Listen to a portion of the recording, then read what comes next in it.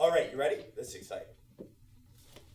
Let's say you're driving down the road and you see a billboard and it says, to hell with being average, you, dash, what would the context be or the statement that followed it that defined what that means? So for example, remember I said the first 3 steps means when the customer walks through the door, they get greeted. What if you were to define the context? Because words or mantras, they're just bridges to some kind of belief. You're driving down the road. What would the billboard say? What does that mean to you? So being average. Yeah, what does it mean? My personal thing is for people to pick up a flipping book, Okay. and understand they can be better, they Okay. can be more if they change their mindset and clearly understand where they're going, Okay. that they don't have to be locked in what they are. So say that in one sentence. Well, good gravy. I told him, put you on the spot. Good gravy. Pick up a book. You know what I'm saying? Like, Okay, yeah. say that in one. But you said, like, from your heart, your soul, your mind. Remember, you said, well, it's not like a business. But wait, pause. What's the definition of a business? Yeah, the vision to social wealth. If I never picked up, I just told you, if I never started wanting to learn and grow, shit, I wouldn't even know what my problems were. Well, I can tell you what my problems are. Exactly. I know them. My therapist knows them. I'm just kidding. You know what I'm saying? Yes. So, meaning, that is a business. Life is all a business. This country's a business. This planet's a business. If we kill it, we're dead. So your ideology, as soon as you said stopping average, what is it? I'm saying. To hell with being average. Yeah, no, just let it flow. Because remember, words are just expressions of thought energy. Like it's the emotionally intelligent or negative belief that follows that either brings our life together or destroys it. So it doesn't matter initially what they were. What matters is that we get them down, right? We find them, we transcribe them, and then we do them daily. You understand? Mm-hmm. So you're driving down the road and you see a billboard. What does it say to you to go, oh, that defines it? Stuff like passion meets purpose. Yeah. No, really, you said Pick up it. a stinking book. Pick up a stinking book, and what is the outcome of picking up a book? Read it and apply it. That's Boom! Write that down. Do you understand? Because if I'm Joe the plumber and I'm just going down in life not knowing what I'm doing, like not feeling fulfilled, I make decent money, I have kids, and I read that and it says, stop being average. What the hell being average? Read it, read it, pick up a book. Wait, she said it. Pick up a book, read it, and apply it. Now I know, all right, that's the action. And that's the foundation of what? Our business. Because now your vision's clear, isn't it? If this isn't written out and then we don't apply it daily, how the heck are you going to get other people to believe in your movement? The vision for Culture Matters, if I'm going to companies to help the CEO figure out why they started it so they can get clear on their values and apply it and develop training programs, my vision is this. I want to live in a world where every CEO knows why they're in business, how to clearly transcribe that, and what daily activities must be exercised so the original culture lives forever. Can you see that?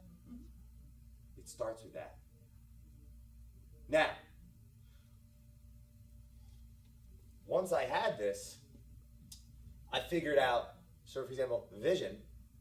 The mission is what you're going to do without limiting how you do it. So you hear people say the vision statement, the mission statement, the values, and then you just put them on the wall. The premise and the solution to all the problems we talked about today, for all those companies and those people going into business, is to not let the very essence of the founder die. And how do you do that? Well, every Sunday you go and there's that book. So how do we narrow that book down? Very simply, we got the 10 Commandments that are applied to how we learn. Does that make sense? Mm-hmm. So if you were to, you're driving down the road and you see a billboard that said that, and then the next one is, now, how are you going to do it? Like, what do you need to do to accomplish that? In one sentence, what would that look like? And I'll give you an example. The mission statement, right, for achieving my vision is, to bring positive change to the world, comma, by developing cultural alignment in every company. Is that clear? That is the what of the why. Simon Sinek talks about start with why. You ever heard of that? The why is in the middle. Right? Neurologically, it's how we learn. Right? Then it's the what, the how, and the what. Okay. But no one talks about how you actually do it. Correct? Right. Yeah. I figured it out, and we're going to do it right now. You ready? Yes, sir. If you're driving, let's start with the mission. Your mission statement. You just heard mine, correct? Mm-hmm. Okay. So you're driving down the road. What do you need to do to accomplish this vision? What do I personally need to Yeah, do? like, so for Or example, the remember, reader? the mission is to bring positive change to the world by developing cultural alignment in every company. So what would your mission be based on this vision? Because to hell with being average, pick up a book, read it, and apply it. Do you understand? What's the mission? My mission is to have every person on this planet believe they can be more, and this is how you can go do it. With what? So to have every person on the planet believe they can be more by doing what? Reading a book. Woo! Oh.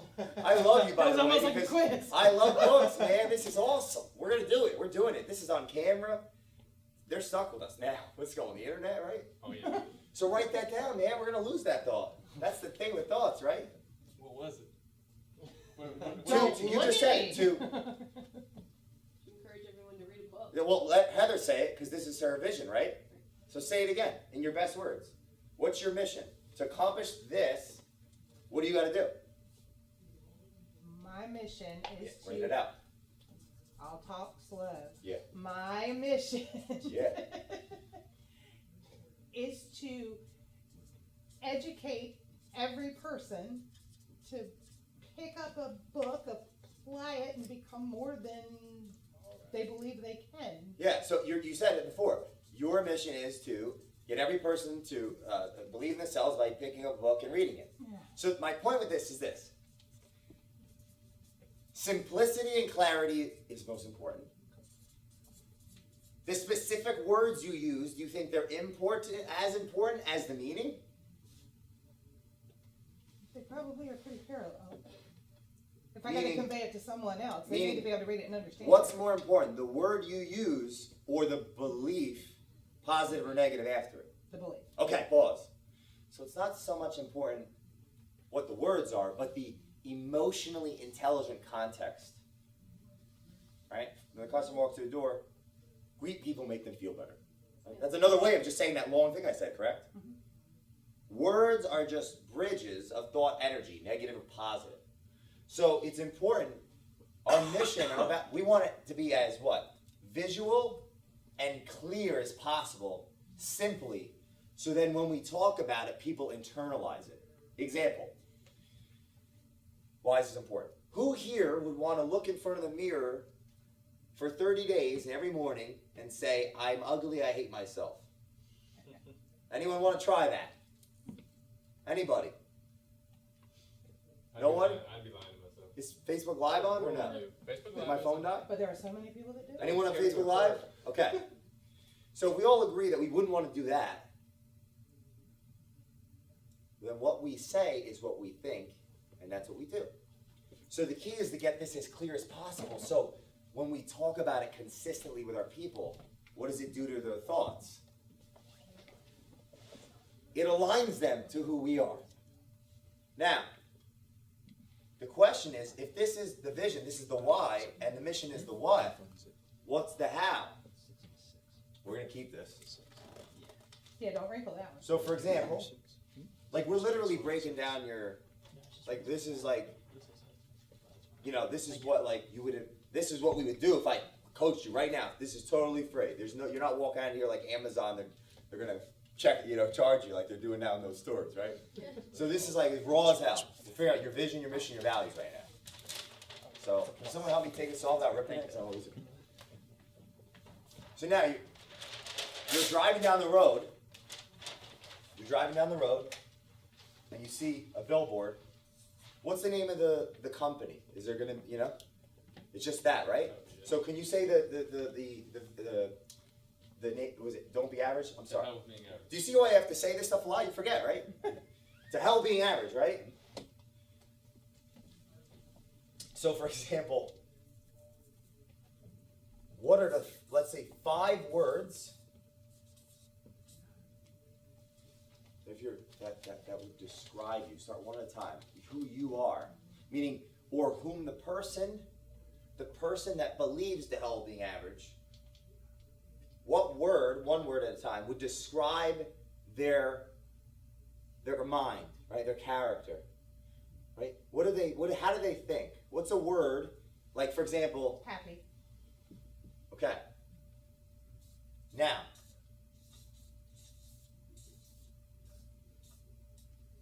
you're driving down the road. It's funny because coincidentally, happy and then to hell being average, we could spell out hell. Acronyms. Mm-hmm. Beautiful things. Why do you think an acronym is a beautiful thing? Why would it be good? Or bad? What are your thoughts on an acronym? Anybody? Simplifies. It's a reminder. As soon as you say it, Yeah. it does what? All these thoughts, right? Mm-hmm. And thoughts become Things. what we do. Mm-hmm. And what we do manifests things. Duh. So, anyway, you're driving down the road and you see the billboard. How do you define happy? How would I define happy? Yeah, like you're driving the road, and what does that mean to you? That means you're living towards your own purpose and goals. Then that's what we write. Because that's your cultural value. You're living towards your own purpose and goals. I got it. Can you please write that down? You're living towards, no, I don't have this up because the first thing is the most beautiful thing. You just birthed who you are. And it's not fake. You can literally walk your whole life. You got that, right? It's on camera, too. So we're What good. stupidity? Living towards your purpose and goals, right? Is that what she said? Yeah, that's close enough. Living towards your goals. My point is, this is something that you carry forever. You put on your mantle.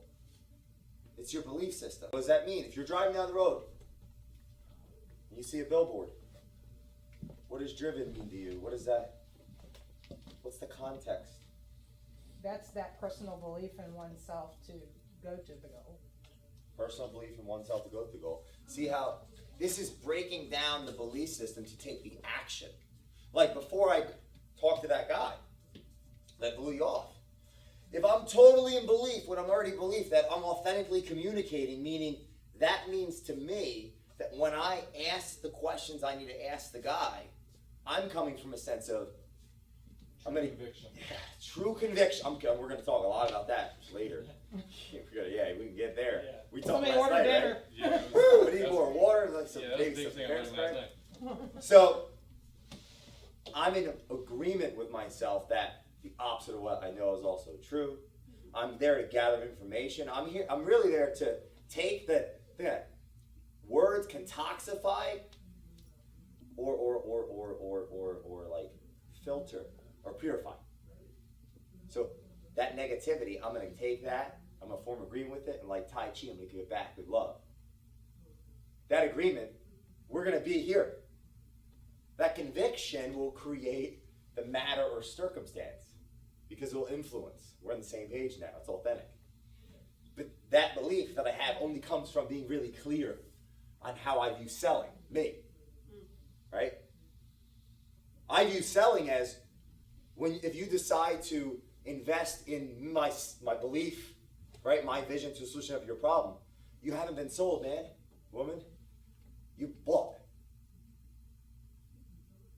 Because if I'm selling you, I'm taking from you.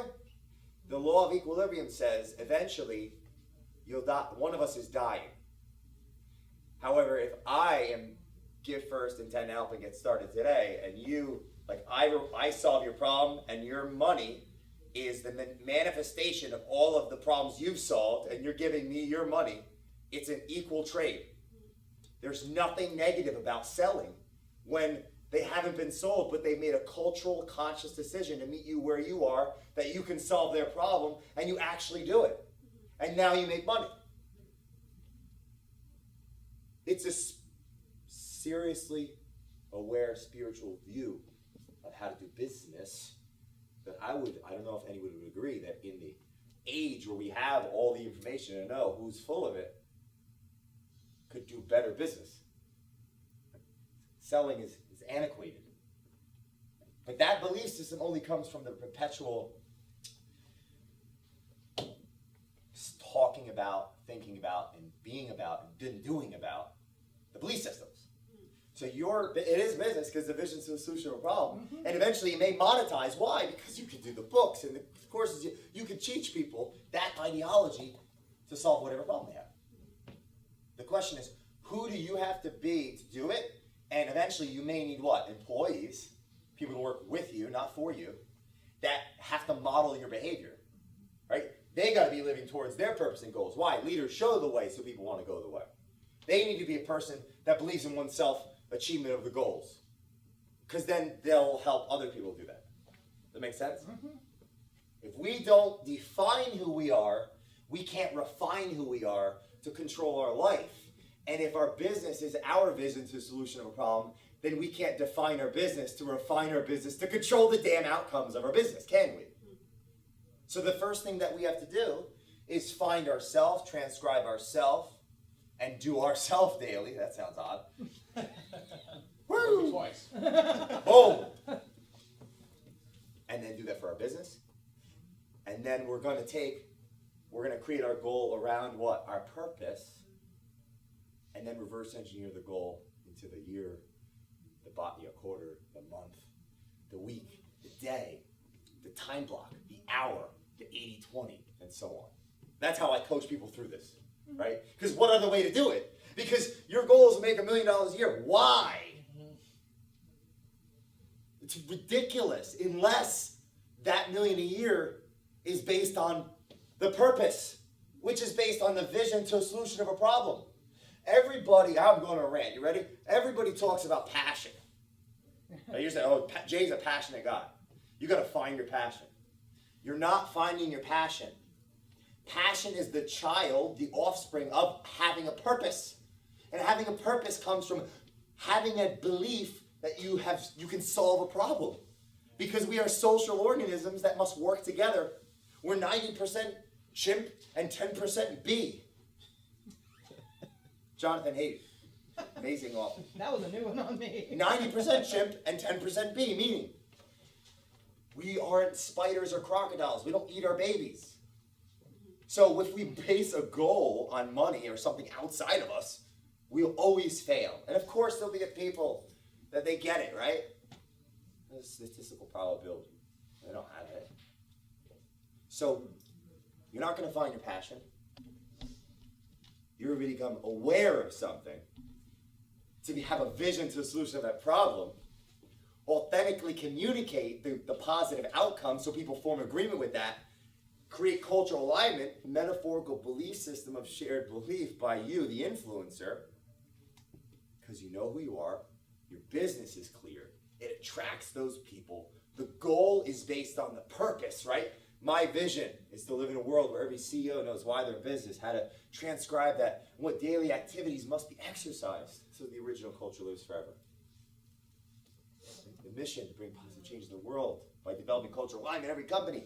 And then my values, there are a lot. There's a lot of them. When I sit down with you, collaboration to me means what? Give first, intend to help, and get started today.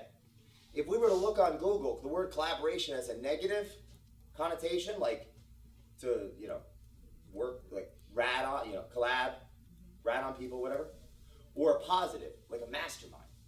That's the context. So my company being a reflection of me, my value, collaboration, give first, intend to help, and get started today. So when I sit down with someone that may have a problem that I personally can solve with what I know, I'm going to what? Treat it as an interview, like I'm listening like a doctor. I'm asking the questions. I'm going to see if maybe, no matter what, even if they're not ready to start with me, they're going to leave better.